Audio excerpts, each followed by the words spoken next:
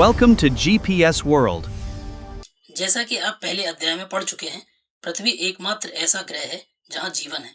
मानव यहां जीवित रह सकता है क्योंकि जीवन के लिए आवश्यक तत्व भूमि, जल तथा हवा पृथ्वी पर मौजूद है।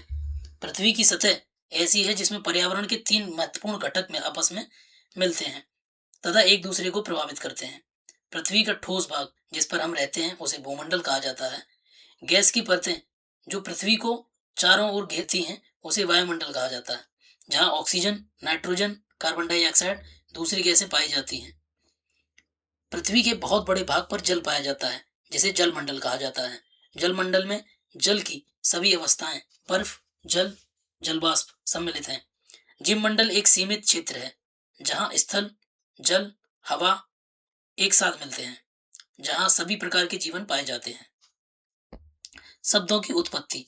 ग्रीक भाषा में लीथास का अर्थ है पत्थर, एटमास का अर्थ है वाष्प, ह्यूडोर का अर्थ है जल, बायोस का अर्थ है जीवन।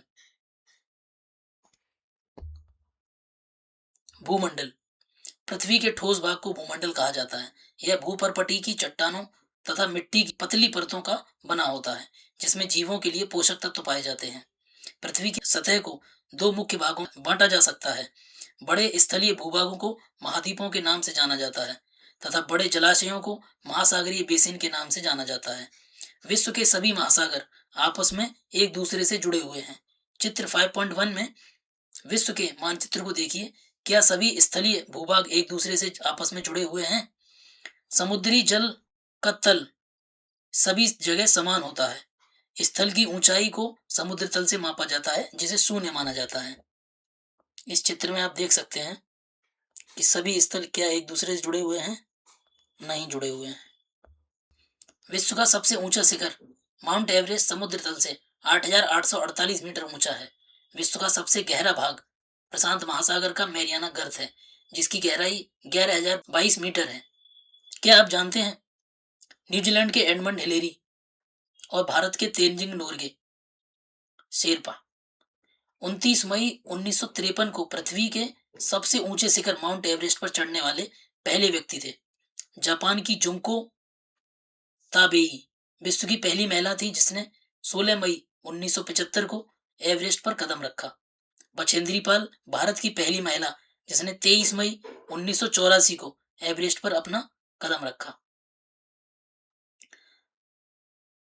महाद्वीप। पृथ्वी पर 7 प्रमुख महाद्वीप हैं।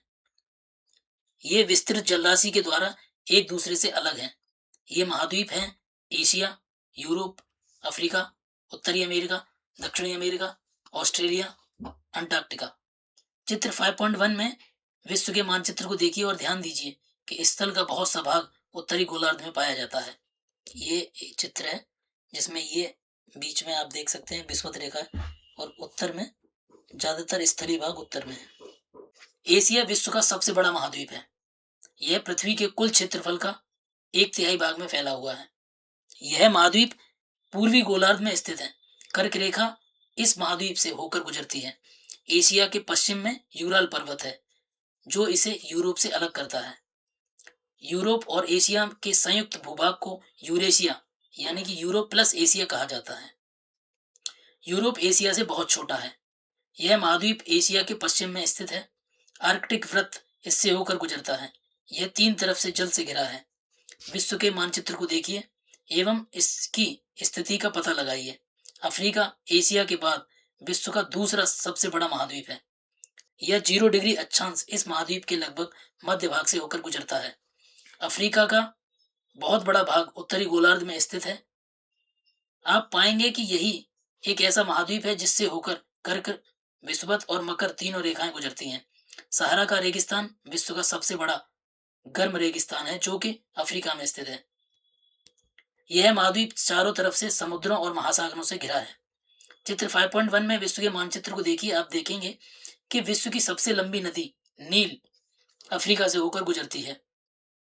अफ्रीका का मानचित्र देखिए और बताइए कि कर्क रेखा, मकर रेखा और विषुवत वृत्त इसके किन किन भागों से होकर गुजरता है। उत्तरी अमेरिका विश्व का तीसरा सबसे बड़ा महाद्वीप है।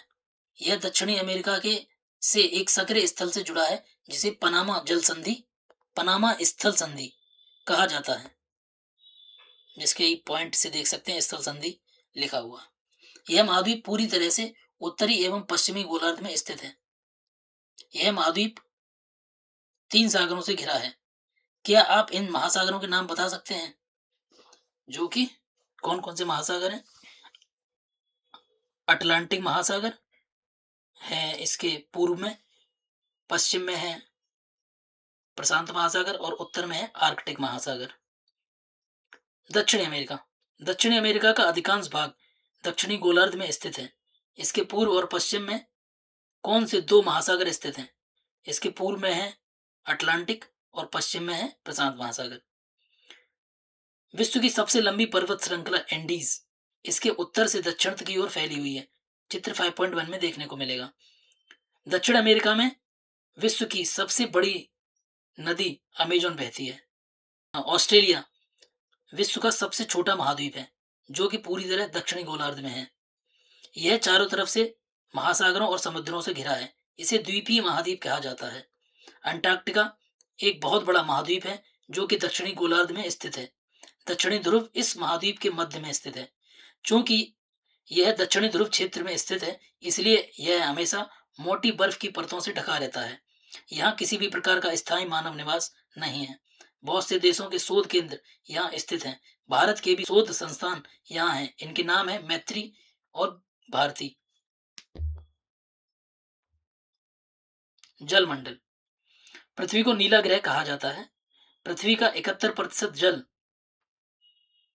और 29% भाग स्थल है। जलमंडल में जल के सभी रूप उपस्थित हैं। इसमें महासागर, नदियां, झीलें, हिमनदियां, भूमिगत जल और वायुमंडल की जलवाष्प सभी सम्मिलित हैं।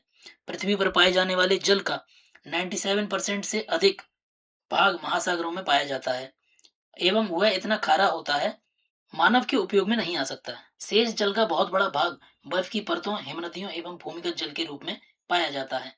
जल का बहुत कम भाग अलवण जल के रूप में पाया जाता है जो मनुष्य के इस्तेमाल में आता है। यही कारण है कि नीले ग्रह में रहने के बावजूद हम पानी की कमी महसूस करते हैं।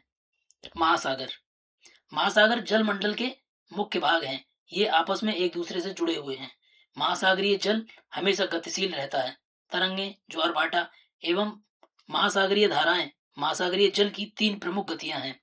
बड़े से छोटे आकार के आधार पर क्रमशः 5 महासागर प्रमुख हैं।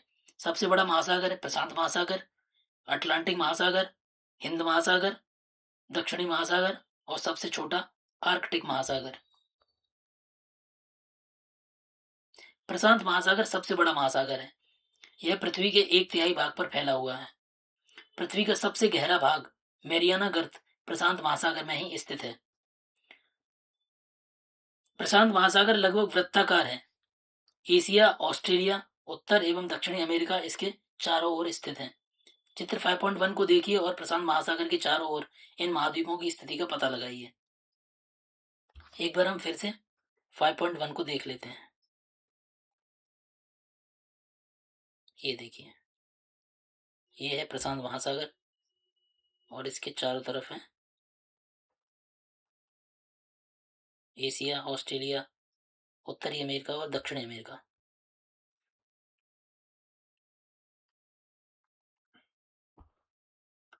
अटलांटिक महासागर विश्व का दूसरा सबसे बड़ा महासागर है। यह अंग्रेजी भाषा के एस अक्षर के आकार का है। इसके पश्चिमी किनारे पर उत्तर एवं दक्षिण अमेरिका है तथा पूर्वी किनारे पर यूरोप एवं अफ्रीका। अटलांटिक महासागर की तटरेखा बहुत अधिक दंतुरित है।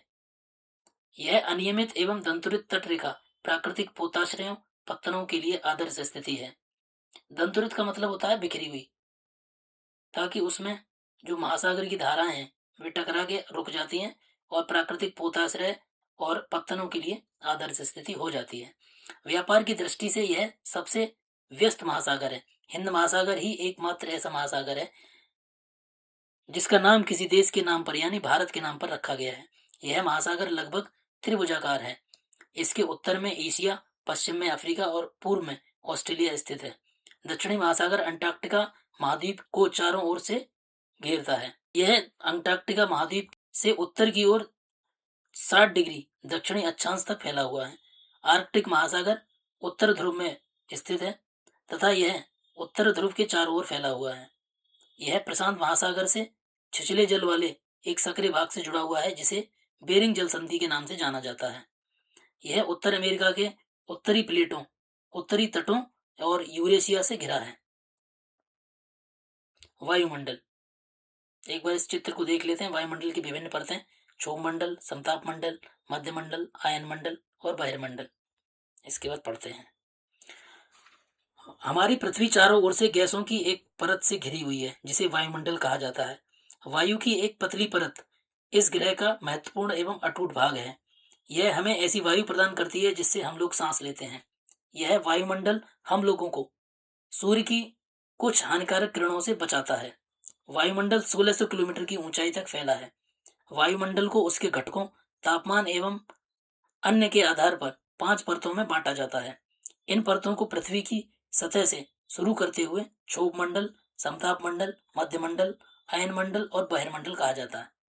ये 5.4 चित्र जो है ये समझा सकता है।